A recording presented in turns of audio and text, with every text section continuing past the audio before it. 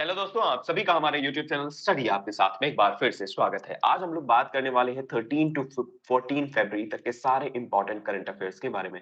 इस particular series में हम लोग बात कर रहे हैं मध्य प्रदेश, इंडिया और वर्ल्ड से रिलेटेड सारी इंपॉर्टेंट न्यूज़ के बारे में। इसके अलावा ये पूरी करंट अफेयर सीरीज आपको different competitive exams like MPPSC, SSC, police exam, railways या जितने भी कॉम्पिटिटिव एग्जाम्स हैं जिनमें करंट अफेयर्स एक महत्वपूर्ण सब्जेक्ट हो या ऐसे एग्जाम जिनमें करंट अफेयर्स आता हो, ऐसे सभी एग्जाम्स में ये करंट अफेयर सीरीज आपके लिए बहुत ही ज्यादा हेल्पफुल होने वाली है। इसके अलावा अगर आपने प्रीवियस लेक्चर्स नहीं देखे हैं तो हमारे यूट्यूब चैनल की प्लेलिस्ट में जाकर वहां से आप बाकी लेक्चर्स को कवर कर सकते हैं। वहां पर आपको बहुत ही अच्छा और क्रिस्पी कंटेंट देखने को मिलेगा। बिना टाइम वेस्ट किए बात करते हैं आज के नए करंट अफेयर्स के बारे में। आज की हमारी फर्स्ट न्यूज़ है, नेशनल वुमेन्स डे सेलिब्रेट किया गया 13th ऑफ फरवरी को। आप सभी को पता होगा कि नेशनल वुमेन्स डे क्यों सेलिब्रेट किया जाता है, तो सरोजिनी नायडू जी की जयंती मनाने के लिए ये पर्टिकुलर दिवस सेलिब्रेट किया जाता है। एज इट इज ध्यान रखना है। इसके अलावा अगर बात करें सरोजिनी नायडू जी के बारे में, तो Sarojini Naidu was the first Indian women president of the Indian national Congress in 1925 in Kanpur session. Important है एज इट इज, कई बार एग्जाम में और स्पेशली पीएससी जैसे एग्जाम्स में पूछा जा चुका है, ध्यान रखना है। सरोजिनी नायडू 1925 कानपुर सत्र में भारतीय राष्ट्रीय कांग्रेस यानी कि कांग्रेस की पहली भारतीय महिला अध्यक्ष थी। एज इट इज ध्यान रखना है। इसके अलावा 1947 में उन्हें उत्तर प्रदेश का राज्यपाल नियुक्त किया गया और वह भारत में राज्यपाल का पद संभालने वाली पहली महिला बनी थी। इंपॉर्टेंट है, ध्यान रखना है। तो क्या क्या याद रखना है? याद रखना है सिर्फ और सिर्फ पहली बात कि नेशनल वुमेन्स डे कब मनाया जाता है, तो 13 फरवरी को मनाया जाता है। इसके अलावा national women's day Sarojini Naidu ji की जन्म जयंती को सेलिब्रेट करने के लिए मनाया जाता है। अगर बात करें सरोजिनी नायडू नायडू जी की, तो सरोजिनी नायडू 1925 कानपुर सत्र में भारतीय राष्ट्रीय कांग्रेस की पहली भारतीय महिला अध्यक्ष थी। 1947 में उन्हें उत्तर प्रदेश का राज्यपाल नियुक्त किया गया और भारत में राज्यपाल का पद संभालने वाली पहली महिला बनी थी। आइए बात करते हैं कुछ और फैक्ट्स सरोजिनी नायडू जी से रिलेटेड।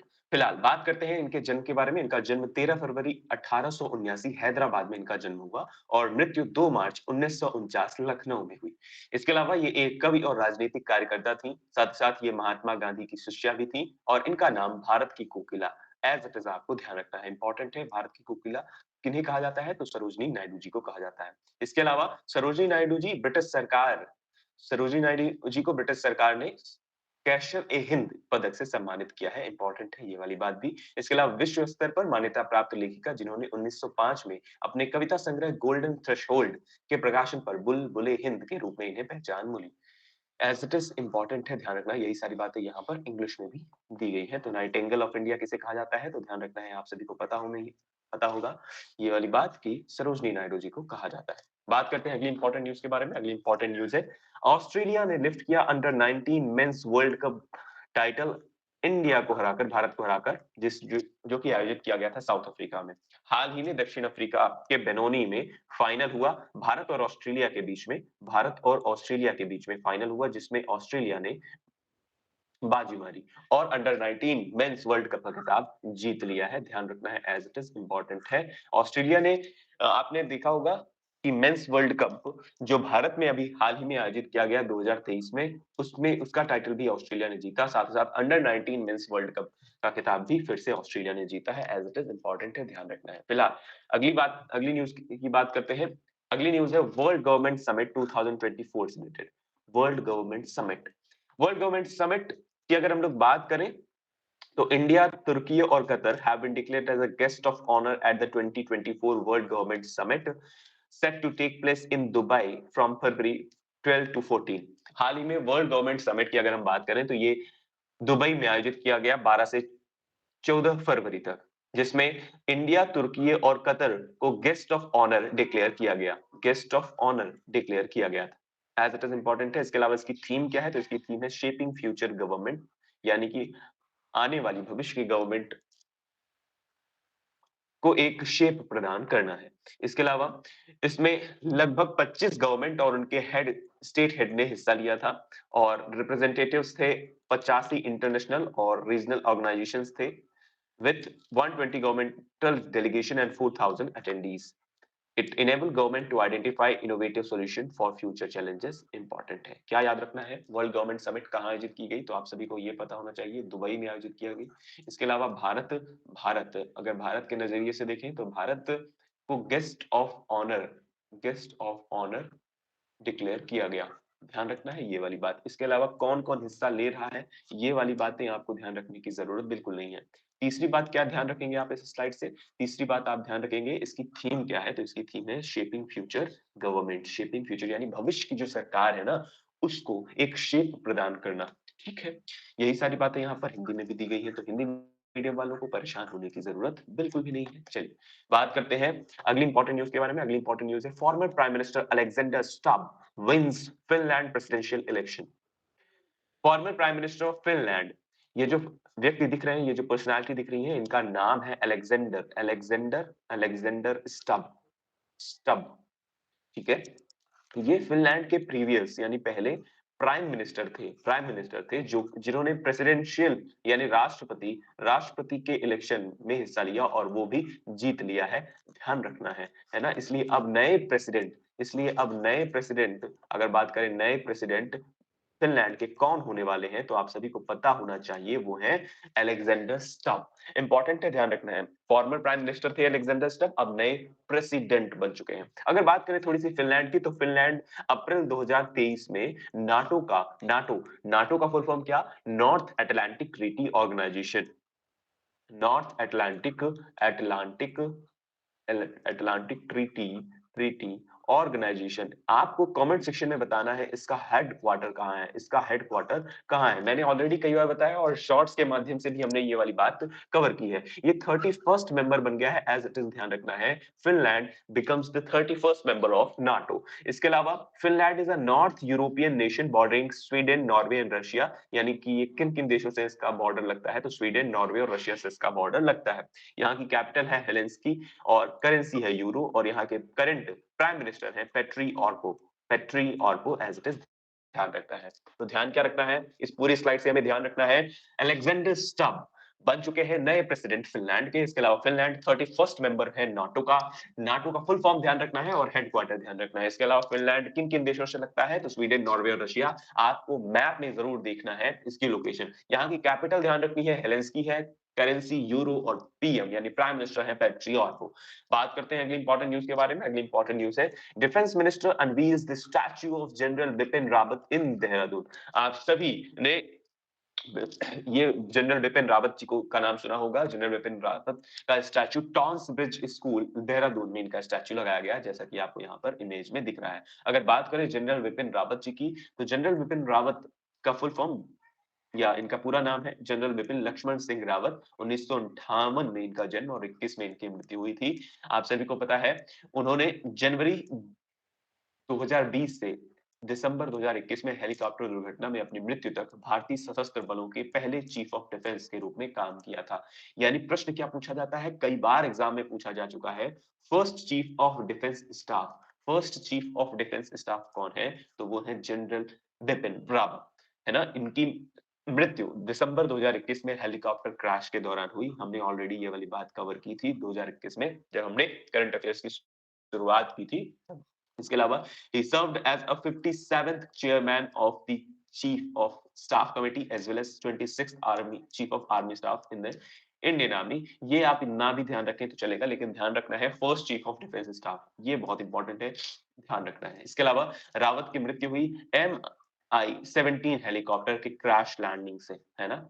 उस एयर क्राफ्ट या हेलीकॉप्टर का नाम भी आपको ध्यान रखना है। तमिलनाडु में इनकी मृत्यु। चलिए, बात करते हैं अगली इंपॉर्टेंट न्यूज के बारे में। अगली इंपॉर्टेंट न्यूज है प्रधानमंत्री नरेंद्र मोदी जी ने अनाउंस किया है पीएम सूर्य घर मुफ्त बिजली योजना टू बूस्ट सोलर पावर। प्रधानमंत्री नरेंद्र मोदी जी ने हाल ही में यह अनाउंस किया कि एक योजना अनाउंस की जिसका जिसका नाम क्या है? पीएम सूर्य घर मुफ्त बिजली योजना। प्रधानमंत्री सूर्य घर मुफ्त बिजली योजना टू बूस्ट सोलर पावर को बूस्ट करने के लिए ये पर्टिकुलर योजना लाई गई है। इस प्रोजेक्ट पर 75,000 करोड़ रुपए से ज्यादा का निवेश किया जाएगा। इसका लक्ष्य क्या होगा? लक्ष्य इंपॉर्टेंट है भाई, एम इंपॉर्टेंट है। एम क्या है? एम है इसका कि इस सौर पैनल स्थापित करने वाले घरों को हर महीने 300 यूनिट तक मुफ्त बिजली प्रदान करके 1 करोड़ घरों को रोशन करना है। सर, बिल्कुल समझ में नहीं आया? समझ में आया। बहुत अच्छी बात है कि इस योजना के तहत यानी प्रधानमंत्री सूर्य घर मुफ्त बिजली योजना के तहत ऐसे घर जहां पर सोलर पैनल लगाए होंगे, वहां तक पर उन्हें उन पर्टिकुलर हाउस होल्ड्स को 300 यूनिट तक फ्री इलेक्ट्रिसिटी प्रदान करेगी सरकार, है ना? इंपॉर्टेंट है, ध्यान रखना है, बहुत अच्छी बात है। इससे क्या होगा? इससे ये होगा कि ज्यादा से ज्यादा लोग खुद से सोलर पैनल अपने घरों में लगाना शुरू कर देंगे। भाई किसी को 300 यूनिट बिजली फ्री मिल रही है, बिल्कुल फ्री ऑफ कॉस्ट मिल रही है, वो क्यों नहीं करेगा? वो ज्यादा से ज्यादा चाहेगा कि उसके घर में सोलर पैनल लगे। इसके अलावा for substantive subsidies which will be credited to bank account directly to have the concessional bank loans and central government ensure that there is no cost burden on the people. बिल्कुल simple है। ठोस subsidy से जो सीधे bank खातों में जमा की जाएगी, भारी रियायत ऋण बैंक तक, केंद्र सरकार तक ये सुनिश्चित करेगी कि लोगों पर लागत का कोई बोझ ना पड़े। बहुत ही आसानी से, सिंपल सा कहने का मतलब है, सिंपल लैंग्वेज में आप समझिए कि बहुत ही आसानी से लोन्स प्रोवाइड किए जाएंगे, है ना? अब बैंक लोन्स जो होंगे ना, वो बहुत ही अच्छे और कंसेशनल दाम्स पे बैंक लोन प्रोवाइड करेगा और बहुत जल्दी प्रोवाइड करने का काम भी किया जाएगा, सरकार करने वाली है।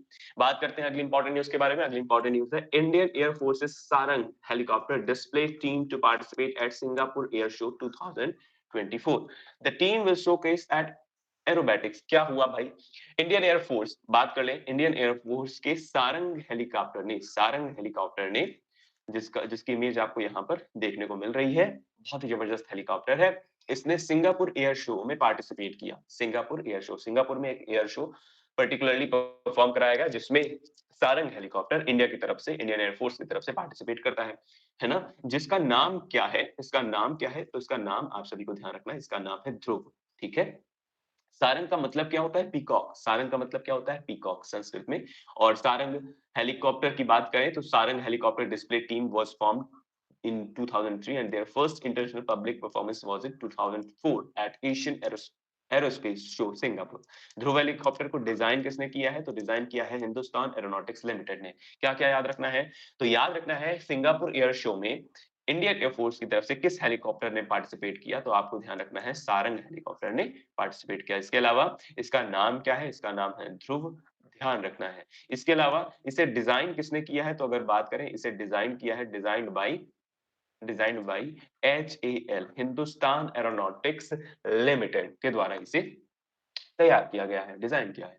बात करते हैं आज के प्रैक्टिस क्वेश्चन के बारे में। आज का आपका फर्स्ट क्वेश्चन है या ओनली क्वेश्चन है। पहला क्वेश्चन मैंने ऑलरेडी पूछ लिया है, आप सभी को कमेंट सेक्शन में बताना है। जितनी बार आप लिखेंगे उतनी बार आपको चीजें याद रहेंगी। तो नाटो का हेडक्वार्टर कहाँ है? ये पहला क्वेश्चन है। सेकंड क्वेश्चन यहाँ पर आपको देखने को मिल रहा है, what is the theme of world government summit. अगर किसी ने ऑलरेडी कमेंट कर दिया है पहले, फिर भी आपको अपना आंसर लिखना है। क्यों लिखना है? उससे क्या होगा? उससे आपकी मेमोरी में वो सारी चीजें फीड होने वाली हैं, इसलिए आप अपने लिए, अपनी तैयारी को सुनिश्चित करने के लिए आप जरूर लिखें अगर आपको पता है तो, ठीक है?